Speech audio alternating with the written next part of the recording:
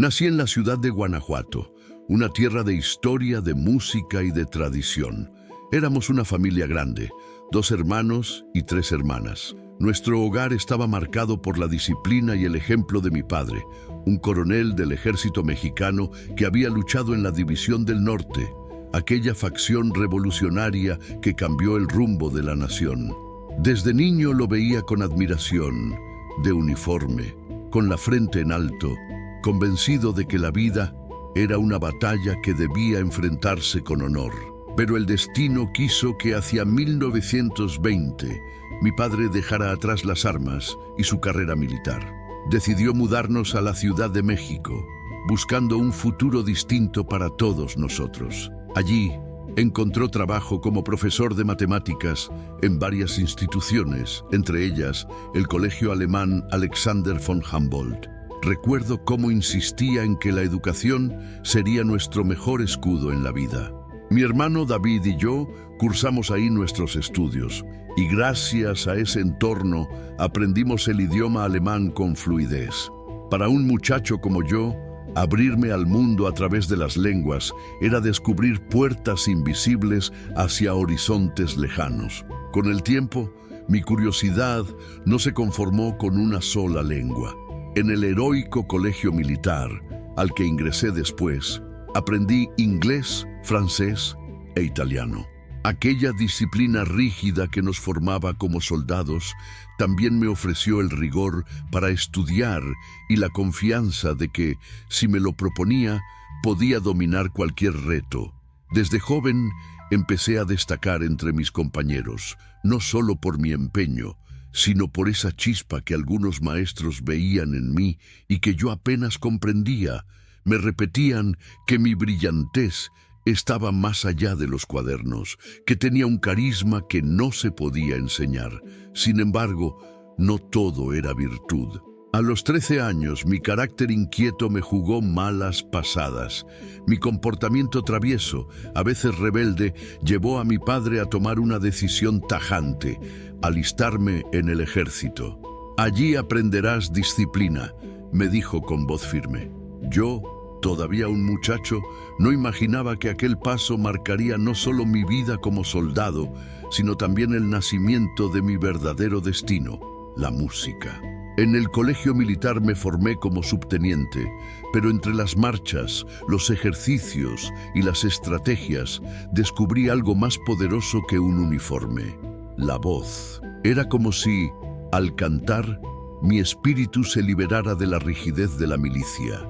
Allí comenzó a brotar en mí la pasión que terminaría guiando cada decisión de mi vida. Todavía no lo sabía, pero en ese camino de disciplina y de orden estaba naciendo también el charro cantor que el mundo conocería como Jorge Negrete. Mi vida en el colegio militar estaba marcada por el estruendo de los tambores, las órdenes de los superiores y el eco de las botas sobre el patio. Sin embargo, entre esas paredes de disciplina y acero, descubrí un refugio inesperado: la música. Lo recuerdo con claridad, como si hubiera ocurrido ayer. Mientras otros compañeros buscaban distraerse con juegos o conversaciones, yo sentía que mi alma encontraba descanso al dejar escapar la voz en canciones improvisadas. No era una rebeldía abierta, pero sí una manera de decir: aquí estoy, tengo algo más que dar al mundo. Esa inclinación mía no pasó desapercibida. Algunos camaradas me pedían que cantara durante los descansos. Yo lo hacía con timidez, aunque dentro de mí empezaba a crecer una llama. Fue entonces cuando el destino me llevó a conocer a una de las personas más influyentes de mi vida, el maestro José Pierson. Pierson no era un hombre cualquiera. Era un profesor de canto con fama de exigente y de un oído impecable, alguien capaz de reconocer en segundos el verdadero potencial de una voz. La primera vez que me escuchó, sus ojos se iluminaron. Recuerdo que me dijo con un tono entre sorpresa y admiración: muchacho, tú sabes lo que llevas dentro. Yo, todavía incrédulo, apenas respondí con una sonrisa nerviosa. Él insistió en que mi timbre no era común, que tenía una potencia y una riqueza que podía brillar en el mundo de la ópera. Desde ese momento se convirtió en mi guía. Con paciencia me enseñó a controlar la respiración, a proyectar la voz y a respetar cada nota como si fuera un tesoro. Me hablaba de la disciplina del canto como si fuera un campo de batalla, donde la victoria era alcanzar la perfección del sonido. Gracias a sus enseñanzas, mi vida tomó un rumbo inesperado. Tenía apenas 20 años cuando me presenté por primera vez en la radio XETR. El micrófono frente a mí parecía un monstruo silencioso, pero en cuanto dejé escapar mi voz, sentí que todo encajaba. La radio me abrió puertas y sobre todo me dio confianza. Mi voz no era un pasatiempo, era mi destino. Pearson veía en mí un futuro ligado a la ópera, y no niego que aquella idea me seducía. La elegancia del bel canto, los escenarios majestuosos, la sensación de dominar un idioma a través de la música, todo eso me atraía. Pero dentro de mí también había otra voz, la de mis raíces, la de la tierra mexicana que corría por mis venas. Las rancheras, los corridos, esa música que hablaba de caballos, de amores y de paisajes infinitos, seguía latiendo fuerte en mi corazón. En esos años comencé a comprender que mi vida sería una fusión, la disciplina militar que me había formado, la técnica operística que Pearson me regalaba y la pasión popular de mi país. Aún no lo sabía del todo, pero estaba naciendo un estilo único que me llevaría a ser reconocido como el charro cantor. Cada ensayo con Pearson era un reto. A veces terminaba exhausto, con la garganta seca, pero su mirada me recordaba que estaba forjando algo más que una voz, estaba formando carácter. Ese carácter sería mi carta de presentación en el escenario y en la vida. Al terminar mis días en el colegio militar, ya no era solo el subteniente Negrete. Era un joven que había descubierto su verdadero poder, el arte de cantar. Y con esa certeza, mis pasos pronto me llevarían más allá de las fronteras de México. La radio me había abierto una ventana, pero yo sentía que el mundo era mucho más grande que aquellos estudios en la Ciudad de México. Llevaba conmigo las enseñanzas del maestro Pearson y la disciplina militar que nunca me abandonaba. Así fue como tomé la decisión de ir más allá de nuestras fronteras. Tenía hambre de escenarios, de público, de probarme a mí mismo en tierras desconocidas. En 1932 crucé a los Estados Unidos, un país que para muchos mexicanos era sinónimo de oportunidades, pero también de retos. Llegué con una maleta llena de sueños y con un nombre nuevo, Alberto Moreno. Ese seudónimo fue mi primer disfraz artístico. Bajo él grabé varias óperas, tratando de abrirme paso en un ambiente competitivo donde pocos creían en un joven mexicano que hablaba varios idiomas y cantaba como tenor. No fue fácil. Había noches en que me preguntaba si había hecho bien en dejarlo todo atrás.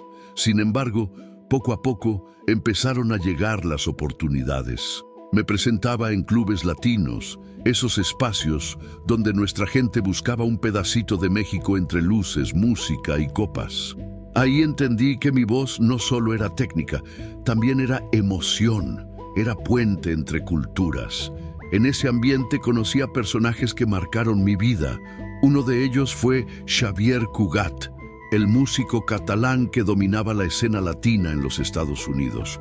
Con él colaboré en algunas presentaciones y aprendí lo importante que era no solo cantar, sino también entender el espectáculo como un todo.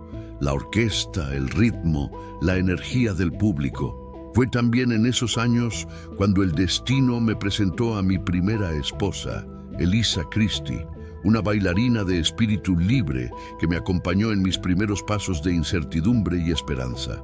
Con ella compartí ilusiones, y aunque la vida nos llevaría después por caminos distintos, siempre le guardé gratitud por haber estado a mi lado en esa etapa tan difícil.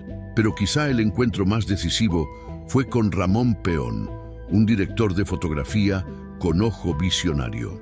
Él me escuchó cantar, me observó con detenimiento y me dijo: «Tu presencia es de cine. Esa voz y ese porte no deben quedarse solo en la radio. Gracias a él tuve mi primer acercamiento al séptimo arte en la película La Madrina del Diablo, 1937. Jamás olvidaré la sensación de entrar al set, de escuchar la claqueta y sentir la cámara apuntándome. No era un escenario de ópera, tampoco un cabaret, pero ahí, frente a esa maquinaria que inmortalizaba imágenes, comprendí que mi destino se multiplicaba. No solo era cantante, también podía ser actor. Aquella película fue el inicio de algo que ni yo mismo sospechaba.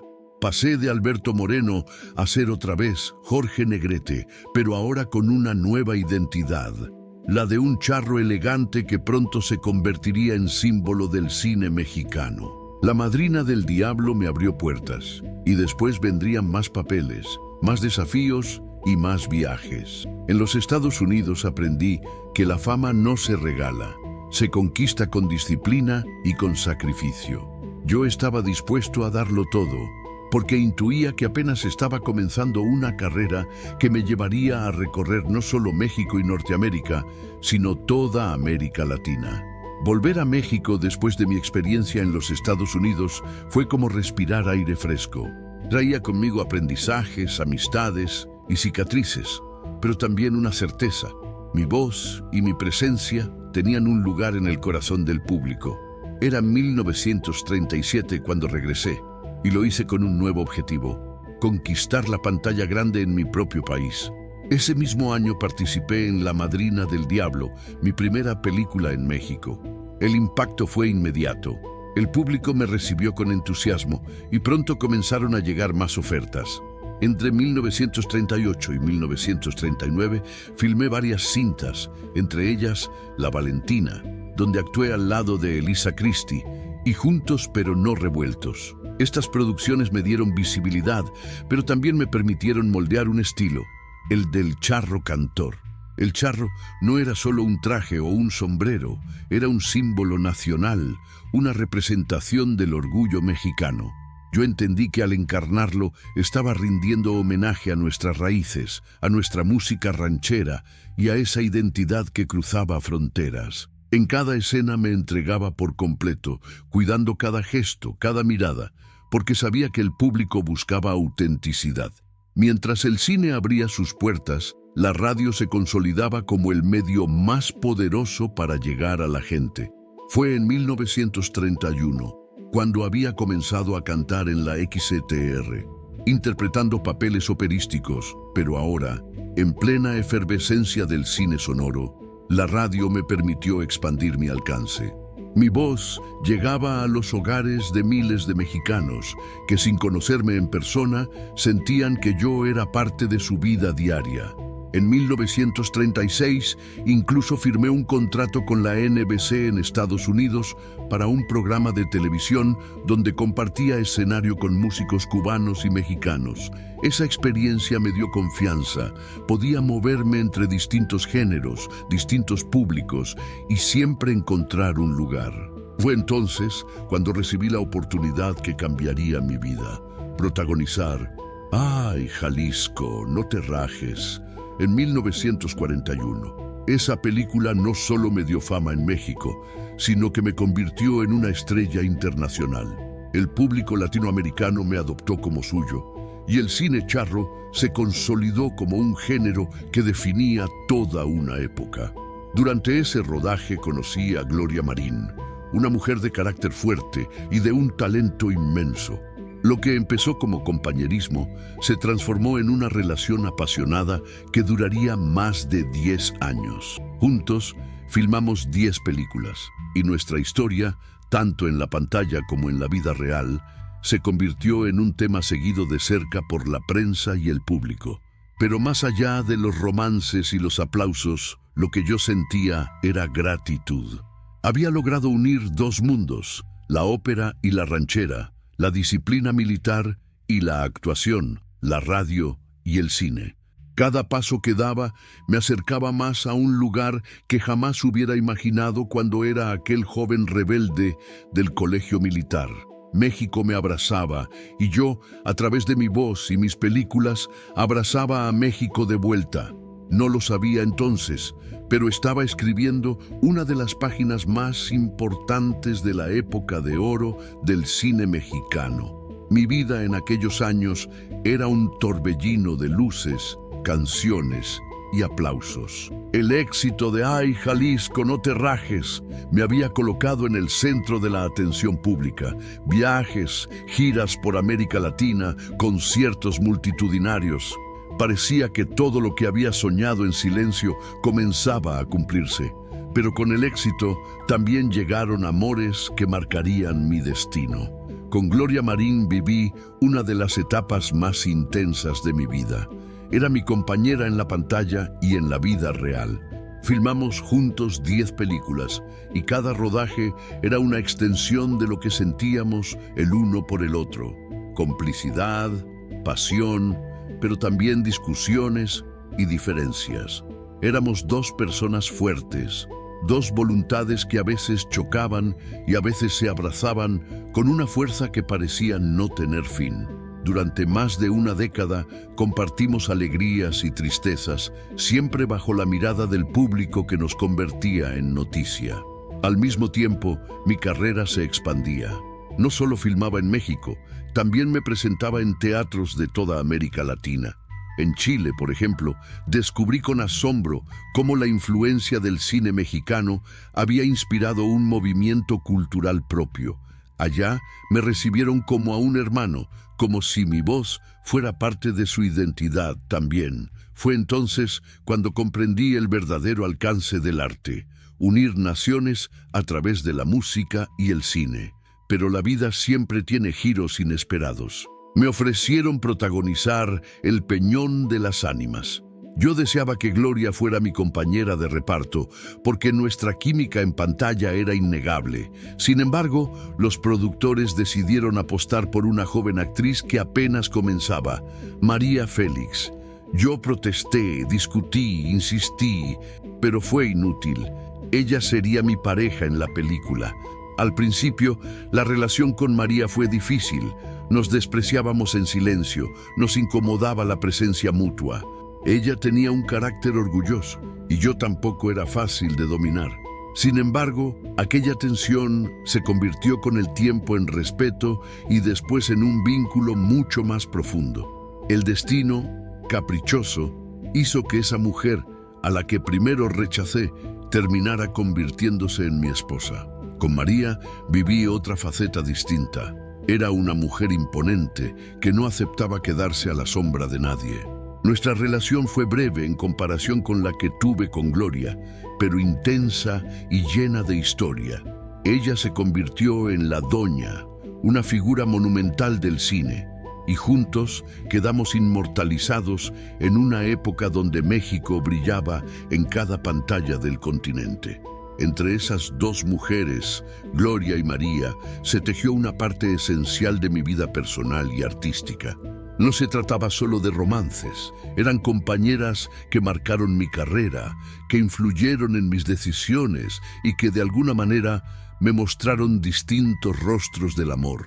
Mientras tanto, yo seguía cantando con el trío Los Tres Calaveras, interpretando rancheras que llegaban al corazón del pueblo. Mi figura como charro cantor se consolidaba y en cada escenario, al escuchar los aplausos, sentía que estaba cumpliendo con mi misión, llevar el alma de México a todos los rincones posibles. Eran años de gloria, de reconocimiento y de un México que se abría paso en el mundo a través del cine y la música. Yo estaba en el centro de esa revolución cultural y aunque la vida privada me regalaba turbulencias, en lo profesional me sentía en la cima de una montaña que todavía no mostraba su verdadero final. No todo en mi vida fueron reflectores, canciones y aplausos. Hubo un terreno donde la lucha fue más dura y en ocasiones más ingrata: el sindicalismo. Yo siempre creí que los actores, las actrices, los músicos, todos aquellos que entregábamos nuestra vida al arte, merecíamos respeto, justicia y condiciones dignas de trabajo. Esa convicción me llevó a convertirme en uno de los fundadores de la Asociación Nacional de Actores ANDA, una institución que marcó para siempre la historia del cine y del teatro en México. Al principio la ANDA era un sueño compartido: proteger a los intérpretes, asegurar que nadie fuera explotado, darle voz a quienes detrás de los escenarios tenían muy poco poder. Pero como toda organización, pronto llegaron las divisiones, las pugnas por el liderazgo. En ese campo apareció alguien con quien compartí muchas cosas y con quien también choqué con fuerza: Mario Moreno Cantinflas. Cantinflas era carismático, querido por el pueblo, y sin duda tenía una visión propia de cómo debía manejarse el sindicato. Yo, por mi parte, defendía la idea de firmeza, de disciplina, de no ceder ante las injusticias de los empresarios. Nuestras diferencias nos llevaron a enfrentamientos que se hicieron públicos. Muchos veían en nosotros dos grandes figuras del espectáculo en pugna, y lo cierto es que esa rivalidad nos desgastó. Uno de los episodios más recordados fue el caso de Leticia Palma, una actriz talentosa pero impulsiva que se vio envuelta en un conflicto con la ANDA. Ella se alineó con Cantinflas y en un momento crítico me acusó de haberla perseguido junto a una multitud después de que presuntamente robara documentos del sindicato. El asunto se convirtió en un escándalo. Yo defendí la posición de que el sindicato debía actuar con rigor. Exigí su expulsión, pues consideraba que sus actos ponían en riesgo la credibilidad de la ANDA. Cantinflas, en cambio, trató de mediar, de buscar un acuerdo que evitara un final tan drástico. La tensión creció y en una asamblea especial, después de discusiones interminables y hasta de abandonos de sala por parte de algunas actrices, se tomó la decisión. Palma fue expulsada. Esa decisión, aunque me dio la victoria en el corto plazo, me dejó un sabor amargo.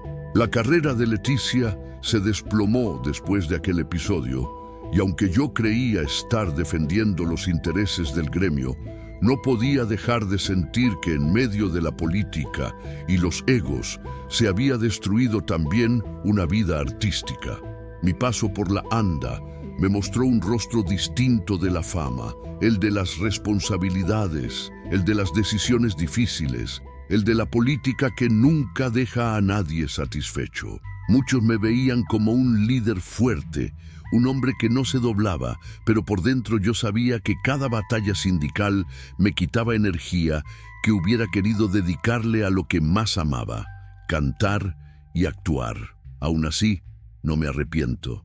Sé que gracias a esa lucha hoy los actores mexicanos tienen derechos que antes eran impensables. Fue una guerra dura, sí, pero necesaria. Y aunque algunos recuerden más los conflictos con Cantinflas que las victorias logradas, yo me quedo con la certeza de haber defendido siempre con firmeza la dignidad de mi gremio. Los últimos años de mi vida fueron un torbellino entre el arte, el sindicato y mi propia salud. Para el público, yo seguía siendo aquel charro altivo, de voz potente y sonrisa segura. Pero en privado comenzaba a sentir el peso de los excesos, de las tensiones y de una enfermedad que poco a poco me arrebataba las fuerzas. En los años 50, mi carrera seguía brillando. Filmaba, cantaba y viajaba por toda América Latina. En cada país me recibían con cariño, como si fuera uno de los suyos, pero también había momentos de cansancio en los que la disciplina militar de mi juventud ya no bastaba para mantenerme en pie. Aún así, nunca dejé que el público lo notara. Siempre creí que la gente merecía verme entero, fuerte, orgulloso. En 1952, los conflictos dentro de la ANDA me absorbieron casi por completo. Mi lucha por defender al gremio me dejó marcado. Muchos me veían como un hombre inquebrantable, pero pocos sabían que esas batallas me desgastaban tanto como una gira interminable. Mi cuerpo comenzaba a resentirlo. El 5 de diciembre de 1953, en la ciudad de Los Ángeles, mi voz se apagó para siempre. Tenía apenas 42 años. Era joven, demasiado joven para despedirme, pero el destino así lo quiso. Recuerdo, como si aún pudiera sentirlo, la conmoción de la gente al enterarse de mi partida. Multitudes salieron a las calles en México para despedirme. Mi cuerpo fue recibido con honores, con lágrimas y con canciones. México entero me acompañó hasta el último momento. Dicen que nadie es profeta en su tierra, pero yo tuve el privilegio de serlo. Desde aquel niño travieso de Guanajuato hasta el subteniente del colegio militar, desde el estudiante de Pearson hasta el cantante de rancheras, desde el esposo de actrices célebres hasta el presidente de la ANDA. Toda mi vida fue una mezcla de disciplina, pasión y amor por México. A veces me pregunto qué habría pasado si hubiera vivido más tiempo. Tal vez hubiera filmado más películas, compuesto más canciones, recorrido nuevos escenarios, pero no me arrepiento de nada. Di todo lo que tenía, cada nota, cada palabra, cada gesto. Mi voz quedó grabada en discos, en películas, en la memoria de millones de personas. Mi legado no fue solo mío, fue de un pueblo entero que me dio identidad y me convirtió en su charro cantor. A través de mí, el mundo conoció el alma de México, orgullosa, romántica, indomable. Y aunque mi vida se apagó temprano, mi voz sigue viva en cada ranchera, en cada película, en cada recuerdo. Porque yo, Jorge Negrete, no me fui del todo. Sigo cabalgando en la memoria de quienes aún escuchan el eco de mi canto.